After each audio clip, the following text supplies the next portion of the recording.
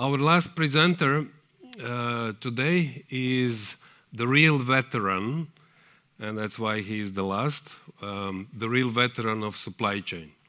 He's actually the only person here older than me in this conference. He is older 7 days, but still he is older. That's why his career is very rich.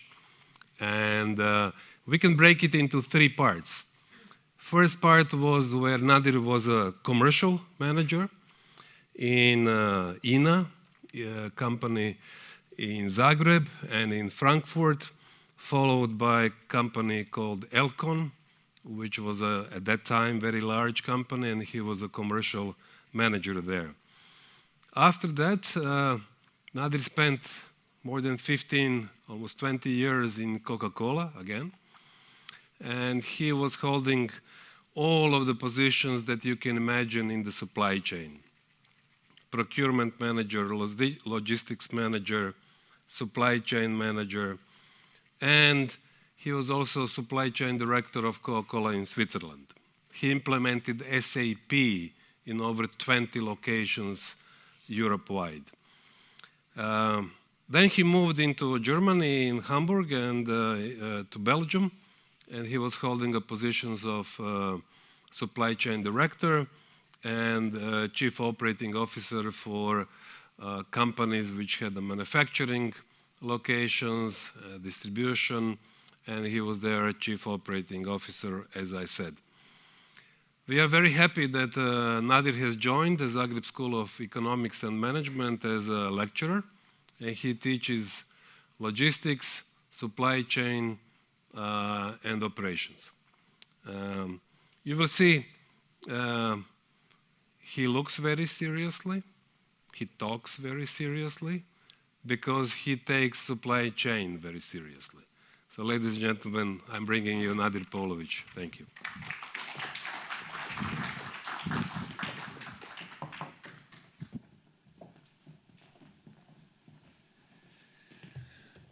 Okay, good evening. We came to an evening.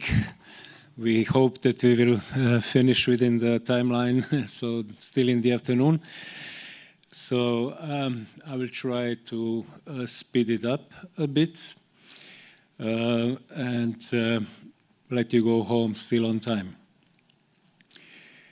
What I will be talking about is there are some discussions all around the world that this maybe is the end of lean manufacturing as an invention and system that is there from the late 80s, early 90s, began to spread around the world, coming from Toyota Motor Company, who developed their Toyota production system methodologies.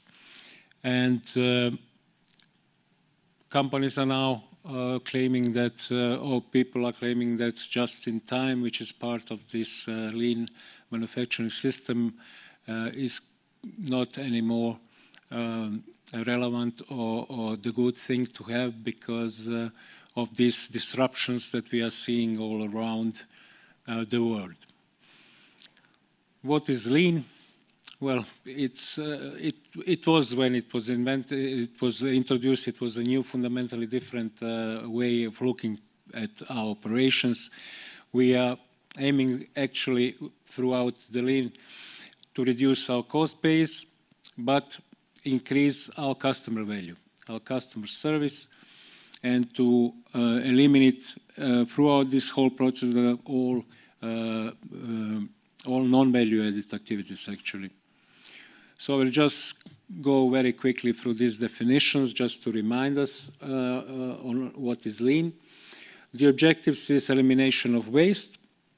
So we don't want to use non-necessary either resources or processes. We want to do only things that are adding value to the product that we are producing and is fundamentally changing the product or the service that we are providing to our customers. And we want to do it very, very quickly. So we want to get to our final product as quickly as possible, to deliver it as quickly as possible to our customers. So we heard in the previous presentations that this speed it became more and more relevant in today's world, because everybody, the consumers especially, are expecting to get what they have ordered within 24 hours, within 48 hours, or within few days. And not to say that we have now Prime Amazon, for example, where you can get it within 1 hour. So there are cities already around the world, not just in the US, where you can get the product that you order within 1 hour. So the things are changing, and things are changing rapidly, and the organizations and companies need to adapt to these changes to be able to fulfill the customer requirements. What is just in time?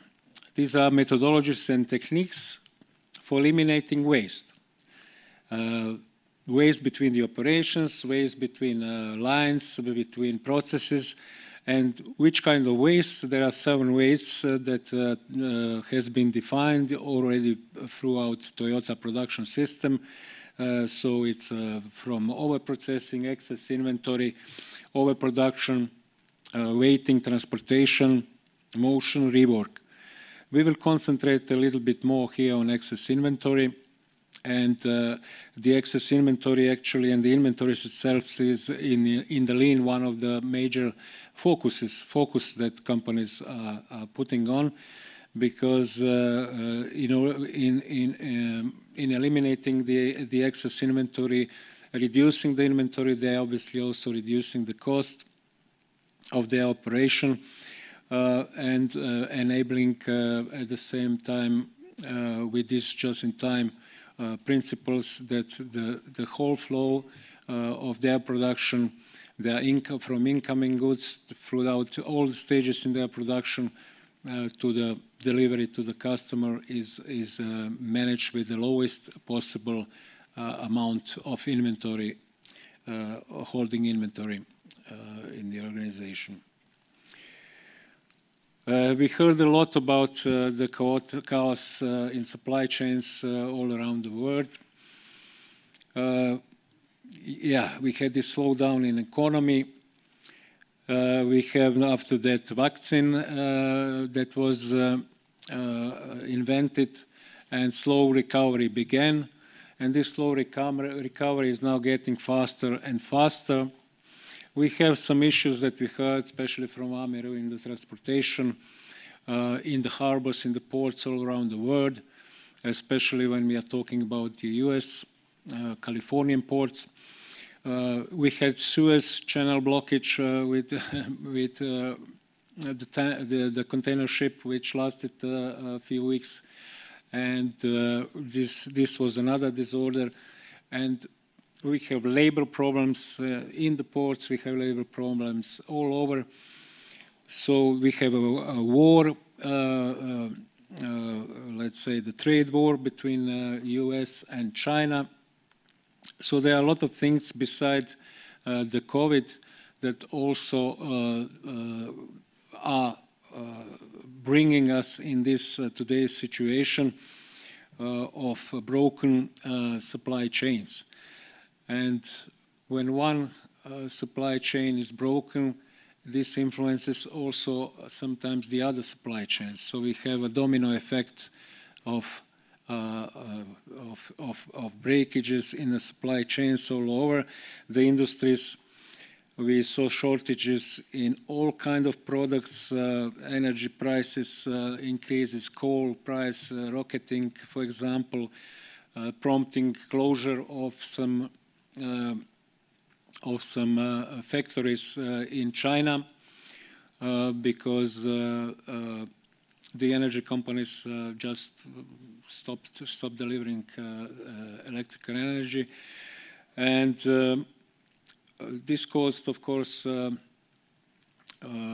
because many industries are dependent on China, this caused a lot of problems for overseas countries that are receiving products and goods from China.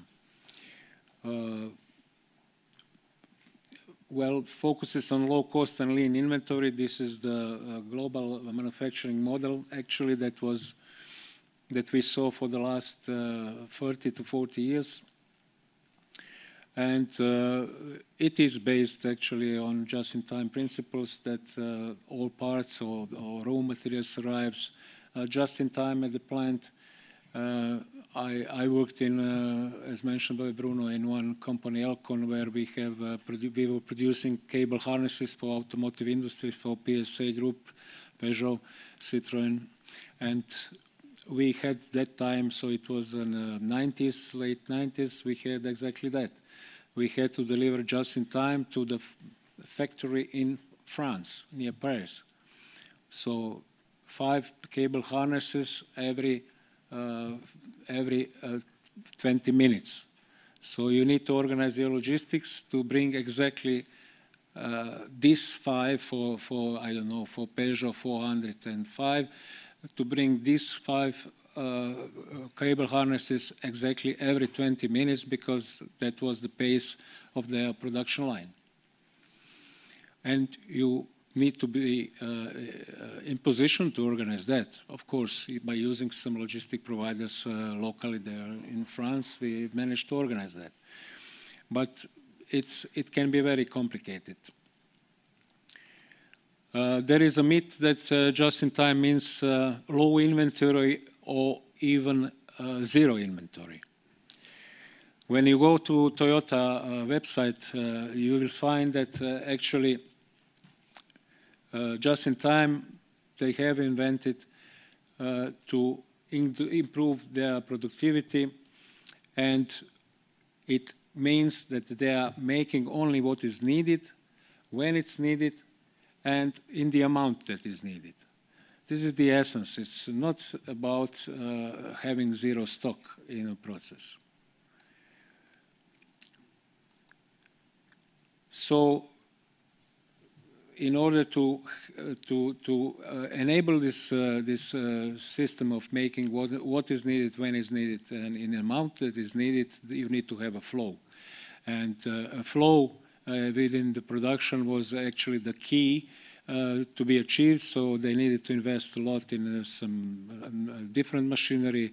They had to really align capacities between the production stations to be able to have a continuous flow which is synchronized. So synchronization between the production stations, it was the essence. For that, of course, when you succeed, and if you can at all succeed to have this continuous flow fully synchronized, you can then achieve eventually, theoretically, zero inventory. But it's not the objective to achieve zero inventory. Toyota philosophy is first to meet customer demand. So this is from where everything begins. So they are starting from demand and going back through the process of demand planning, forecasting, and production scheduling, and then raw material scheduling and purchasing supply planning. So this whole system in automotive, especially industry, has to be pretty much stable. If it is not stable, then you cannot live with this just-in-time philosophy and just-in-time process. There is also one saying from Taiichi Ono, who actually in 1950s to 1970 was in Toyota the main engineer, and who actually contributed the most to the development of Toyota production system and lean manufacturing. So he said a little bit philosophically that although it seems to contain a bit element of fantasy, something made us think it would be difficult to achieve, but not impossible. Because, you need a little bit also to believe. And people need to be fully involved and fully on board, and this is the key. Toyota production system is not just in time. There is another element of Yudoka, which is in kind of complementary to just-in-time deliveries. So it means the automation with the human touch.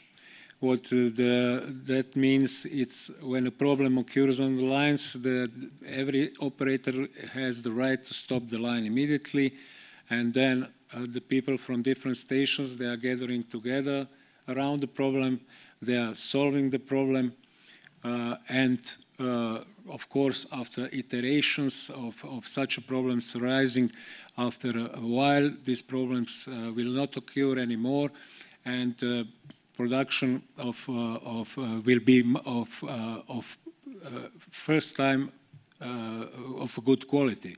So that's the aim, that you don't repair and have the line that is producing a lot of cars. At the end, you have to repair 20 or 30% of them, but to have a steady, continuous flow with always good products coming out. So this is a second very important part of their system. And when we add to that Yudoka just in time, also the continuous improvement processes and the teams that are working continuously on improving every process in the organization, in the production, we are completing then more or less the Toyota production systems from which the lean manufacturing came as a result. So I propose that we look a small video on Toyota, how the Toyota changed the way we make things. Toyota knows how to make cars. It does it so well, it became the first company to produce more than 10 million a year. Its success is rooted in a special system and began what's now known as lean manufacturing, an ethos emulated by companies around the world to make products faster, cheaper and better. Here's how Toyota changed the way we make things.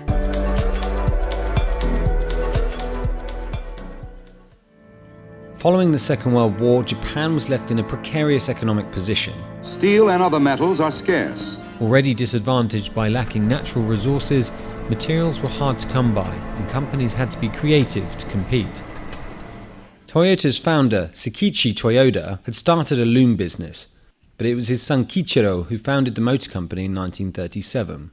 They were used to working within narrow margins. As the shortage of materials increased during the war, the number of headlamps on its Model K truck was reduced to 1, and it only had brakes on one of the axles. The turning point for Toyota's production system would come in the early 50s, when Kiichiro's cousin Eiji would travel to the US with a veteran loom machinist, Taiichi Ono. They visited Ford's River Rouge plant in Michigan and were impressed by the scale of the operation, but knew that in cash-strapped Japan, companies didn't have the resources for such a system. Having months' worth of stock sitting in a warehouse would tie up precious capital they didn't have. Instead, what truly impressed Ono was a visit to a supermarket, a Piggly Wiggly according to legend. Japan didn't really have self-service stores at this point, and he was struck by the way customers could choose exactly what they wanted, when they wanted. He decided to model his production line on a similar idea. With the supermarket formula, only enough parts were produced in the first phase to replace what was used in the second, and so on. This is where the just-in-time system really took shape. Toyota was able to eliminate much of the waste in Ford's system, making smaller numbers of parts to be used when it needed them, allowing the company to operate on a tighter budget. As part of this, Ono developed Kanban, a sign-based scheduling method which shows goods in production and goods out. It's now seen as a precursor to barcodes. Ono and Toyota also noticed that American car companies were still employing many of Henry Ford's early production techniques. They kept operations at full tilt in order to maximize efficiencies of scale, but then had to repair defective cars after they rolled off the line. Ono believed this caused more problems and didn't encourage workers or machines to stop making the mistake. So he placed a cord above every station which any worker could pull to stop the entire assembly if they spotted a problem. The whole team would work on it to prevent it from happening again. As teams identified more problems, the number of errors began to drop dramatically. Combined with a culture of continuous incremental improvement called Kaizen, the Toyota production system built a brand known for making reliable and affordable cars.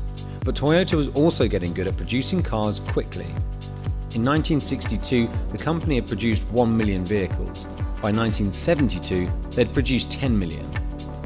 It was around that time that the efficiencies of their factories enabled Toyota to produce a car every 1.6 man-hours, much lower than their competitors in the US, Sweden and Germany. And as the oil crises of the decade sent gas prices higher, cheap-to-run Japanese cars became much more appealing to Americans, whose powerful but gas-guzzling vehicles suddenly became very expensive to run. Today, Toyota has made over 250 million vehicles. Others have looked to them to learn the lessons of lean, combining craft with mass production, avoiding waste while striving for constant improvement. Boeing is perhaps the most famous, restructuring a plant to better suit TPS. Intel is another long-time lean ambassador and is exploring the principles in the context of AI and the Internet of Things. A Canadian hospital even used Toyota's system to decrease wait times in its ER. The Toyota production system changed not just how cars are made globally, but how we approach making things full stop. It also showed that there's always a better way to make a product.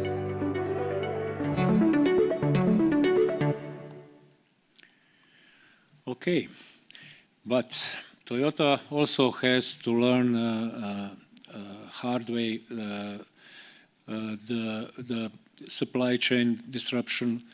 Actually, it happened first time in 2011 when the terrible earthquake hit Japan, and followed by tsunami that killed more than 15,000 people.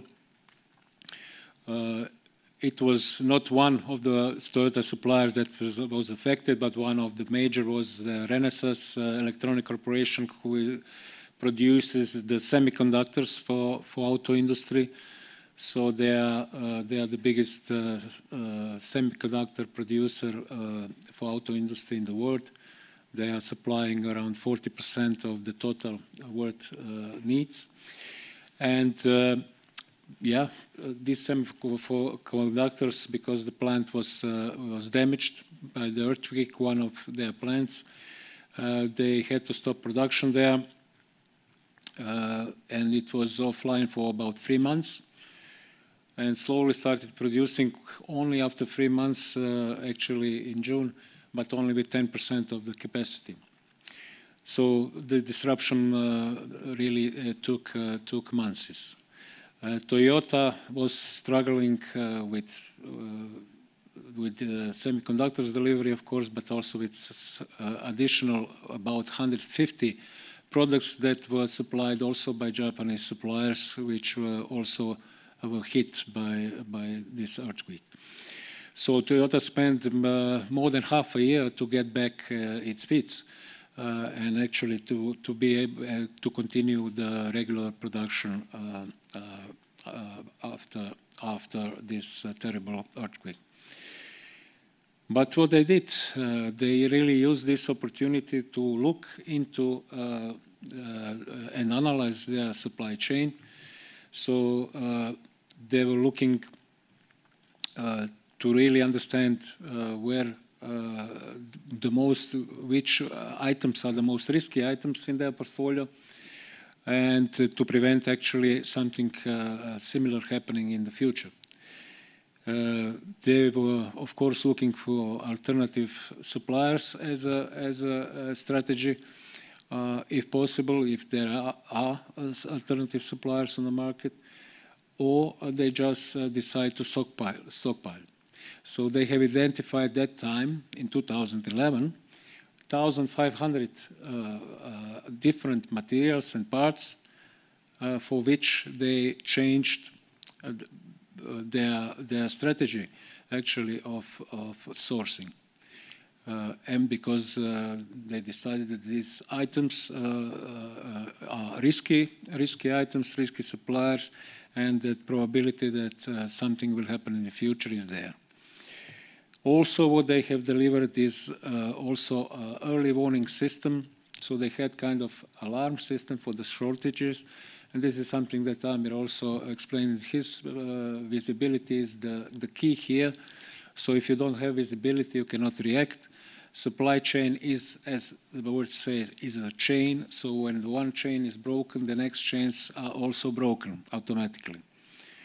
So you have to really have visibility throughout the whole supply chain to be able to effectively and efficiently run your production. And 10 years after that, in March 2011, it happens again. There was a fire in the same, by same producer. The Renesas had a fire in their other plant, this time Hitachinaka plant, chip plant also, and they were out of production, but Toyota this time was not surprised. Oh, they were able to manage this disruption much better. Actually, what they admitted is that exactly for those chips, they had a 4 months stock. 4 months stock. So this is, sounds zero stock, 4 months stock. It's amazing contrast. Yeah? But this was the way how they treated their and changed their inventory policies. And obviously this is working because a lot of other auto car producers were hit by this. Toyota, no. They just had to stop their Czech plant for a while, for a week, not working in 3 shifts, but working just in 1 shift. And the rest of the car manufacturers had bigger problems coming from this concrete fire of a chip plant in Japan. So how to manage all these volatilities that are happening, and that will of course happen in the future because this will not stop. There are discussions about how long this disruption will take. People say at least 2 years. So for the next 2 years, we should not expect that things will calm down and that the old times will come back and that we will have smooth supply chains and delivery of goods all around the world without issues. What could be the solution for the future? What should the companies do? There might be, I just sharing here one approach maybe. So there is, of course, it has to start with inventory management self-audit. So you really, like Toyota did, you need to understand which of the items that you are buying are critical and at risk. So do you have single sourcing, or you have dual sourcing, or you want to have multiple sourcing? Assess the risk and choose the right strategy then for those materials. You need also to be brutally honest with the self-assessment. Don't sugarcoat things. Don't make them nicer than it is. So if you have a preferred supplier or just one of them, and they are, for example, not performing or are always late in the deliveries, etc., then it's time to change them. Time to change the supplier. So you have to be bold in some decisions that you are making. Rethinking just in time, at least for now. As we said, just in time is not just about the delivery, but in this sense here, it's about actually delivering of goods coming just in time to your premises. So this, of course, for the risky items, for the risky raw materials will not work. So you will have to find another ways how to do it and to probably stockpile more within the system within your supply chain in previous stages. You have to also automate more your inventory management processes. You have to look probably into the systems that you have. Do you have a warehouse management systems, for example, within your organization, within your logistics and within your warehouse? But also look for solutions that are covering more end-to-end supply chains. So look into the upstream, look into the downstream. There are cloud solutions today that are possible to be bought and implement in your organizations, and that can give you the full visibility either coming from demand side of the business, or from your customers to get their sell-out data, for example, to be able to better predict your demand and forecast, make a better forecast, and on the down to the production scheduling after that you can also have the visibility of delivery of the raw materials, where these raw materials are in the system at each point of delivery. Are they loaded? Are they on the way in the vessel, on a container ship? Are they have they arrived? Will they have they been unloaded, etc., etc. So to have the full visibility of the supply chain, and this is with the newest solutions that are offered on the market that already some companies implemented. It is possible to come to this stage that you have full visibility and that you can then react on time.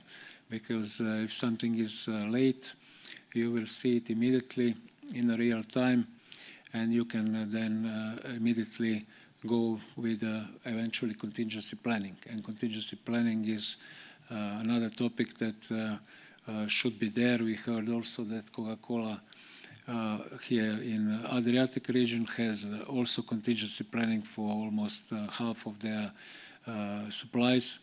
And this is the way that probably companies will have to go in the future. And then we saw that also, Amir, hope for the best, but always be prepared for the worst. Yeah, you need to understand and ask yourself, what if I don't get the product? What shall I do? And there is no other possibility, no other supplier, whatever. I will not be able to deliver to my customer. And then you will have to have also scenarios to talk to your customers, to keep them with you, to offer them some either alternative products or whatever. So there needs to be also a scenario, build-up scenario. What will you do also with your customers if you face and you are faced with issues in your supply chain and you are not able to deliver? For sure, the flexibility you will have to make your supply chain more flexible and agile, and for sure resilient. So we saw this word resilient. That's a key word in a new future, in a new today new reality that we have today. And you may react differently. There are different strategies that you can choose. Of course, this first one is increasing the inventory of critical products. That's after thorough analysis that you have made, after checking all the suppliers and that you have, then you can decide also to change from single to the dual sources or multi-sources or sourcing of raw materials. You can increase inventories along the supply chain. It doesn't always have to be you. So you can also force or ask your suppliers to increase the inventories on their side, on their sub-suppliers, etc. So go not just one tier below, just looking your direct suppliers, but look also at second and third and fourth tier suppliers. So look at the suppliers of your suppliers and analyze what are the risks in the whole, in a multi-tier supplier levels. Rationalizing the supply, regionalizing the supply chain, so you can bring, of course, choose some suppliers that are in your region, so that you are not depending on oceans, cross-ocean shipments, and that you have these issues with late deliveries because the transportation is not working at the moment. So this will eliminate also some of the risk out of your system. But also one of the tactics that you can use is to reduce, to simplify actually your portfolio. Reduce number of SKUs in your product portfolio. We know that especially the retail today, everybody wants to have a specific product for them, made for them. So you are producing, of course, one quality of the product, but you are putting different labels on the product, different packages on the product, etc. So this is, of course, bringing the complexity into your production. You have to make changeovers all the time, and changeover is not a value-added activity. This is a waste, actually, and this by reducing the complexity, reducing number of SKUs, it can help you at least for the time being to be more efficient and more productive and to be able to at least deliver to the market on time part of the portfolio that you are offering. Nearshoring was also discussed already. So this offshoring of productions to China, to Far East countries, etc., that happened during the last 20 years. Actually, it began already in the 1980s, 1990s, where China started to open themselves, but they needed about 20 years. China needed 20 years to come to the decent production ability to produce, actually. So it didn't happen overnight.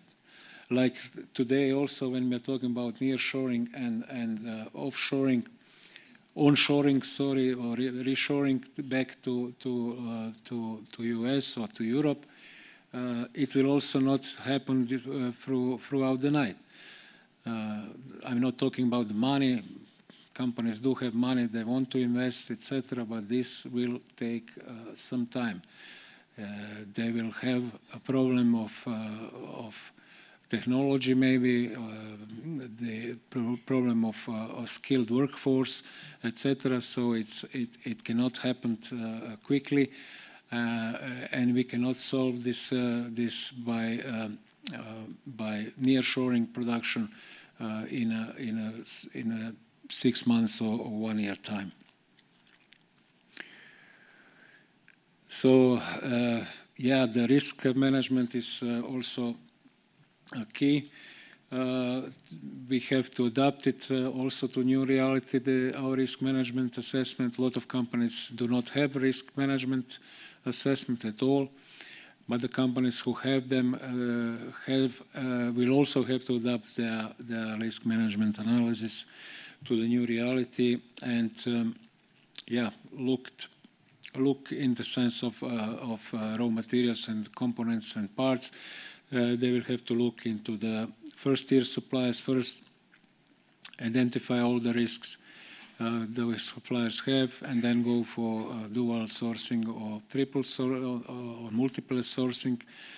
They will have to look and understand also the lower tiers of suppliers, so tier 2, tier 3, tier 4, etc., and beyond, and understand also the amount of risk that is there. And for sure, like Toyota did, we saw 10 years ago develop kind of early warning system for shortages.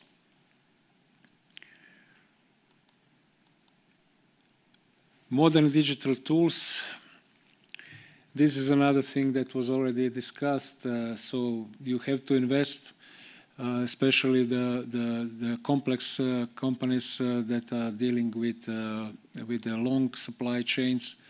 Will have to invest in digital tools, to use AE, to use cloud technologies, to use all these artificial intelligence tools which are helping then to helping people actually who are working to be focused on other things and to bring decisions based on what machine has suggested actually. So this movement is enormous, especially when we are looking at these modern technologies like Google, Amazon, and whatever e-commerce business you are talking about. There is artificial intelligence is already used to just navigate exactly and customize the offers exactly for you. So this is already happening, but it's not happening that much in the classical physical supply chains. That's the problem.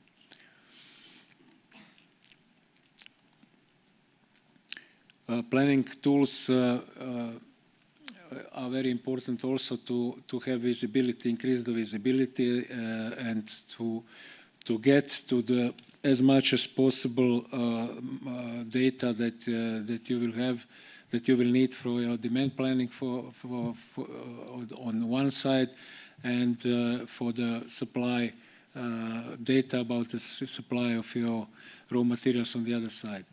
So all these end-to-end planning performance tools and systems will have to be, companies will have to invest in them, because without that the nightmare will be continuing, and control will be very difficult to achieve over your supply chains.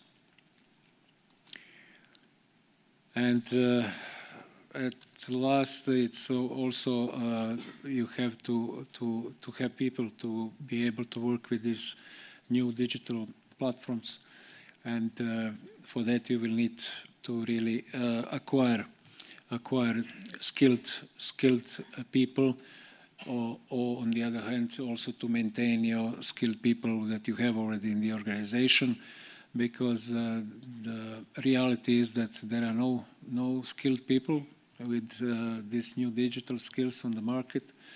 They are very rare to find, and this will be another problem. So it's not only about investing in the technology, investing into the system, supporting system. It's also about a problem is other people and labor, skilled labor that you will have to find and invest in people, build them.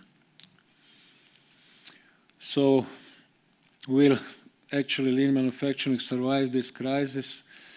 Well, I would say yes, for sure.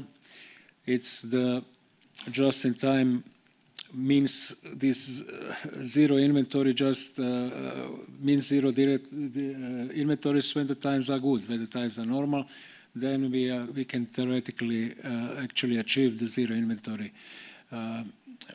inventories, but when we have variability in demand, or the variability in supply chains, in supply of raw materials, and variability that is too big to be handled, then zero inventories has to be, it's just a dream. It cannot be achieved.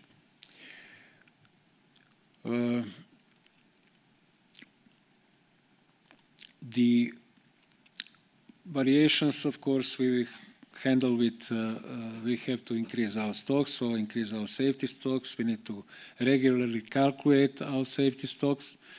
So in my experience, we were doing this at least twice per year. So this is a minimum. that you calculate all your safety stocks again. You look into your ABC categorization and calculate per ABC categorization the safety stocks for all the products. And then you are checking always also the lead times. Are they still valid in the system, what you have input in your ERP system? So this has to be regularly done. Sometimes you can introduce also emergency stock policies, which would mean that you will have on top of safety stock somewhere. It doesn't have to be on your premises. It can be with the supplier. You can have emergency stocks, which can also help you to overcome the volatile situation and to survive the crisis. And of course, we need to aim to shorten our lead times with our suppliers, if possible. That's always the goal. So the lean, it will not die. It will remain because it's a good philosophy. There are good systems, good methods that are used within the lean, but lean doesn't always give you the right answer. It gives you a framework to work with, and you have always to analyze, make what makes sense, and then again study how you are making, analyze how you are making things, and improve continuously and adjust continuously. So this is the time, of course, when we have to adjust a lot because COVID, as we heard, triggered some really nasty things within the supply chain community, and we will have to be very creative to find new ways, but with the digital technologies, with enlarging the visibility throughout the whole supply chains, with looking differently at our sourcing policies and creating more alternatives for sourcing of our raw materials and components, combining with some stockpiling of some critical products. There needs to be a mixture that needs to be found that will enable then survival in these very difficult areas. So with this, I will finish my presentation. I'm open for your questions.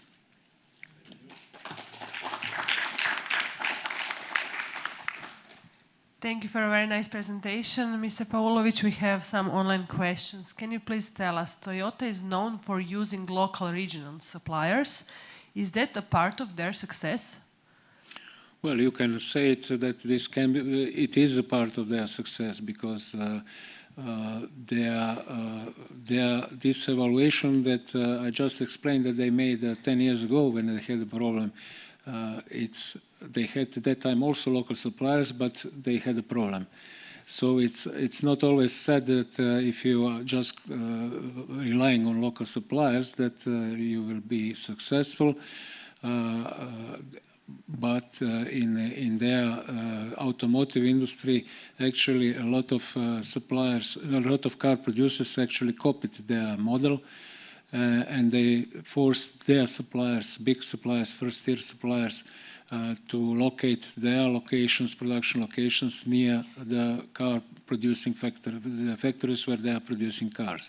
So this Toyota system of cooperating and having a partnership with their suppliers, having them as close as possible to their factories, has been already copied by other car producers in the world. Thank you for your answer. Do we have some questions from the audience? Comments? Okay, then please, if you can answer one more question from the online platform. Your recommendation is to develop an early warning system for shortages. From your experience, do you have a practical example of that? Well, this is the data information that you have to collect. So you have to develop a system where you will see if all down the supply chain, if some of the components somebody is in delay or have delayed. So you have in the system in your SIP when you are planning also, you have a warning system and alarms. If the system is calculating and seeing that there will be a scarce, that there will be not enough raw material, one raw material for the production that is planned in 1 month time, then you will get the alarm and you will have to have a deeper look into what is happening, because maybe at the end you will find out that the purchaser didn't put, your buyer didn't put in the system confirmed date of delivery of this exact raw material. And the system is alarming you because he doesn't see when the raw material is coming in, when it will be received, and it will not be received before the production is planned. So there is not enough for production. So this kind of system, this principle needs to be built up also with first tier, second tier, third tier suppliers. It's not an easy thing. Toyota needed a year almost a year to develop it. And they are building it throughout the years. Okay, thank you. As we do not have any questions, I want to thank you for your presentation, for your participation on supply chain event. And also, I would like to ask Mr. Bruno Filippi to close the conference.